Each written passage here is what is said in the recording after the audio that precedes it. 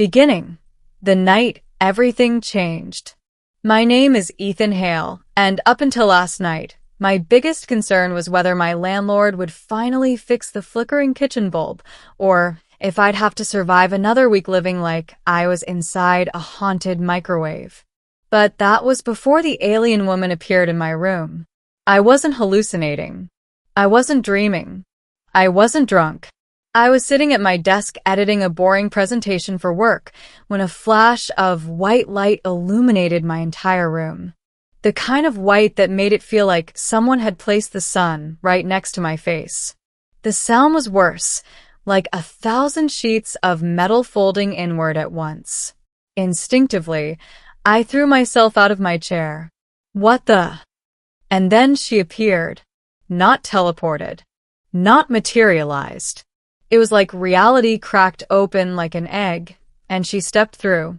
A woman.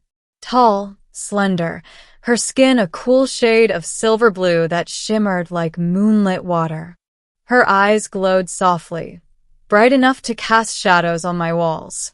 Her hair, if you could call it that, floated around her like strands of white fire. She wasn't wearing armor. She wasn't holding a weapon. Just a flowing suit of radiant threads that shifted colors like an oil slick. She blinked once, then looked around my room with the casual curiosity of someone inspecting a hotel room she didn't remember booking. And then she said, in perfect English, "Human, you were not supposed to see this." I froze. My mouth said something before my brain approved it. "Hi." Her expression didn't change. "I have made an error," she said, stepping forward. "A significant one." "No kidding," I muttered. "Because you're, in my bedroom." "I am aware," she said. Neither of us moved. I didn't know what to do. Should I run? Hide? Pretend I didn't see anything? Offer her a cup of tea? Pray?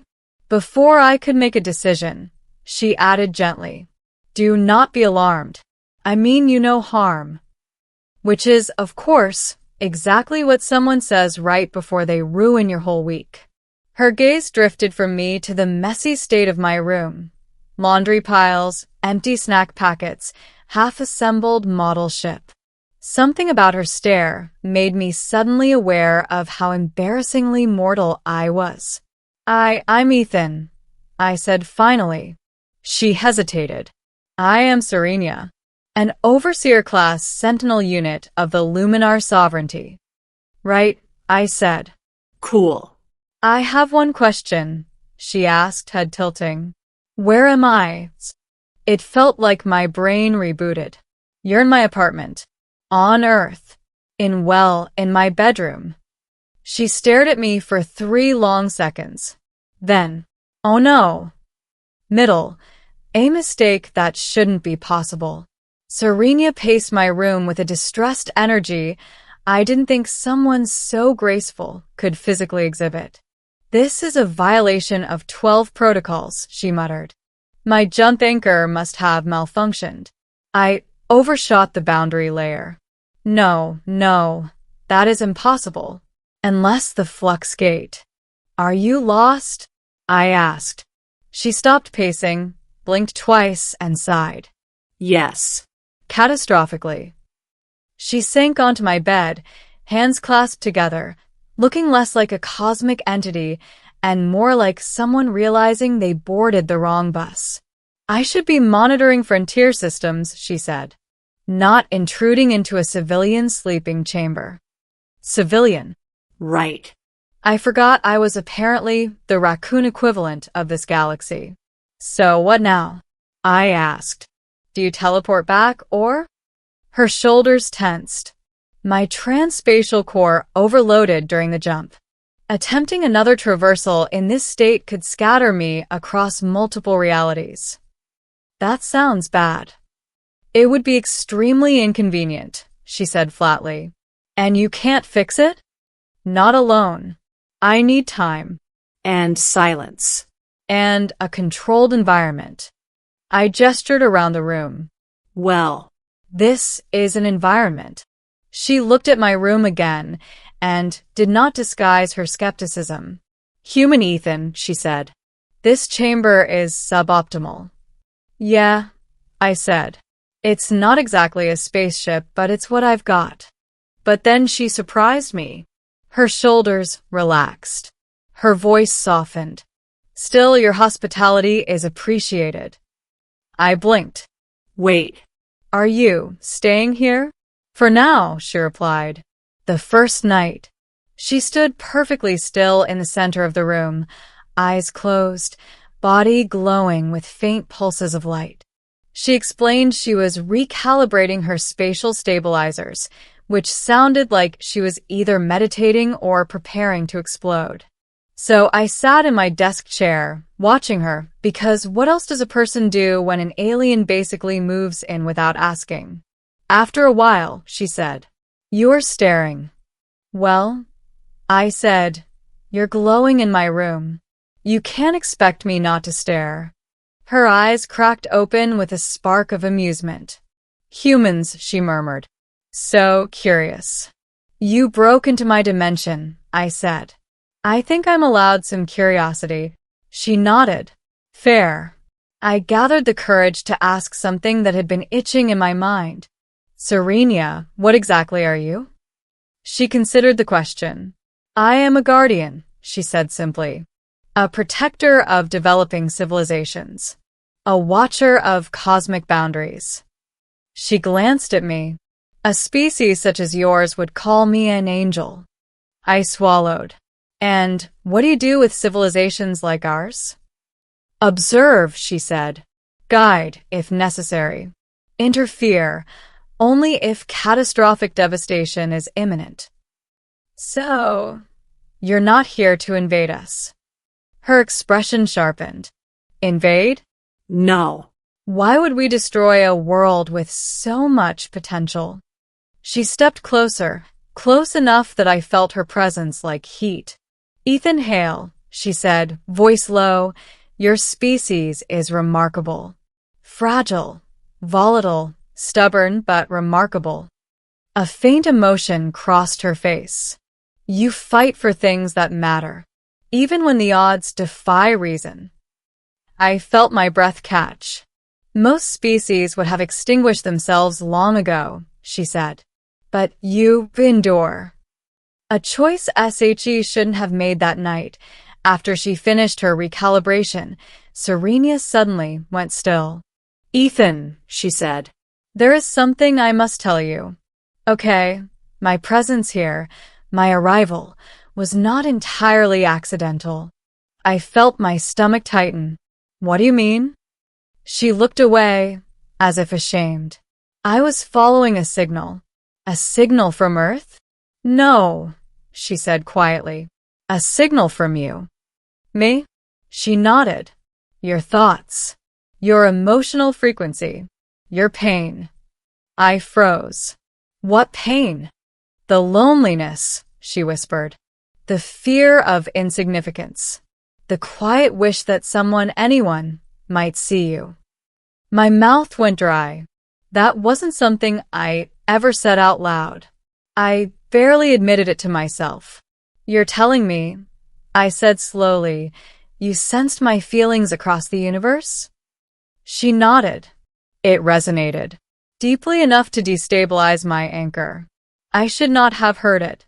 My kind does not normally perceive individual minds. But yours, she stepped closer again. Your heart is louder than you realize. I didn't know what to say. Didn't know what to do with that kind of confession. But she wasn't done. "Humans," she said, "are not meant to see us. Not yet." But when your voice reached me, she hesitated. I chose to follow it. "Trouble arrives around 3 a.m. Just when I thought the night couldn't get stranger, the air in my room rippled again." Serenya stood up immediately, eyes blazing white. "No," she whispered. "Not now." Before I could ask what was happening, a circular tear formed in the air. A fist-sized drone, metallic, floating, glowing red, shot through. It scanned my room and emitted a shriek like static through broken speakers. Serenya swore in a language that sounded like vibrating glass. "What is that?" I shouted. "A hunter probe," she hissed. "They tracked my jump signature." The drone aimed at her and fired a beam of crimson energy. She dodged with inhuman speed. My wall did not dodge, it melted. "Hey!" I yelled. "My deposit." "Stay back, human," she commanded. Serenya raised her hand, and a wave of shimmering force blasted outward. The drone slammed against the ceiling, sparks flying, then shot forward again like a bullet. It aimed at me this time. Serenya's expression changed instantly. Fear, real, raw fear, flashed across her face. "Ethan." She threw herself between me and the drone. A shield of blinding silver erupted from her arm. The drone's beam ricocheted off and scorched my carpet. With a sharp gesture, she unleashed a pulse of white light. The drone shattered like glass hitting concrete, fragments burning away before they hit the floor. Silence. I was shaking. Serenya turned to me, eyes dimming. "Are you injured?" "No," I breathed. "Are you?" She shook her head, but her face said something else entirely. "That probe," she whispered, "means my people believe I have been compromised." "Compromised how?" "Emotionally," she answered softly. "My connection to you is forbidden." The truth in O Human was supposed to know the room settled into a heavy quiet after the drone battle. Serenya sat on the edge of my bed again, looking smaller than before. "I have endangered you," she said. "My presence alone can destabilize your world's timeline." "You saved my life," I said. "I'd say that's a net positive." She shook her head. "You do not understand." "Then explain it to me." She hesitated, then nodded. "The Luminar sovereignty exists outside linear time," she said. "We observe civilizations, but never interact directly. It creates paradoxes, entanglements. And your people think you're entangled with me?" She looked at me with an expression I couldn't decipher. "Yes." "Are they right?" She swallowed. "Yes." My heart thudded painfully. Before I could respond, she continued. "When I sensed your mind, Ethan, when I felt your loneliness, something in me shifted." Her voice trembled.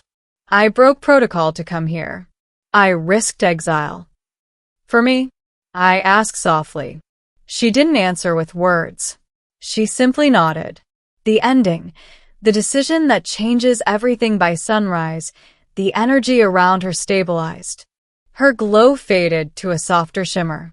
She stood near the window, watching the first light of dawn. "I repaired my core," she said. "I can return now." The words punched me harder than I expected. "So, you're leaving?" "I must," she said quietly.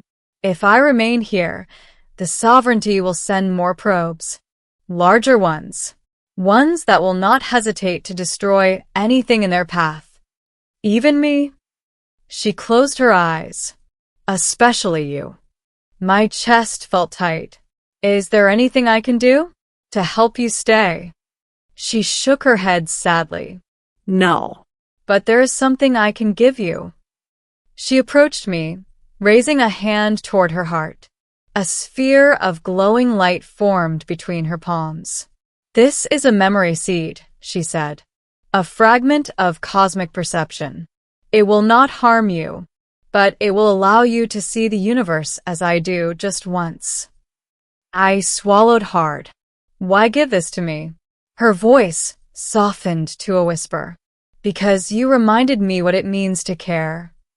She placed the glowing seed in my hands. "Warm." "Pulsing." "Alive." "When you use it," she said, "you will see what I saw in you." "What did you see?" I asked. She leaned forward and pressed her forehead gently to mine. "A human heart," she whispered, "that shines brighter than stars." A tear slipped down her cheek, like liquid silver. "I wish," she breathed, "that I could stay long enough to understand it." And then, just like that, she stepped backward, opened a portal of swirling light, and looked at me one last time.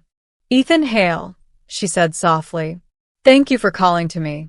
"I didn't mean to," I replied. "I know," she said with the faintest smile. "And that is why it mattered." The portal brightened, and she was gone. The room dimmed. The air settled. The silence felt unbearable. I stood alone, holding the glowing memory seed she entrusted to me. It pulsed once, twice, like a heartbeat in my hands. And I finally understood. She hadn't just entered my room. She changed my entire world.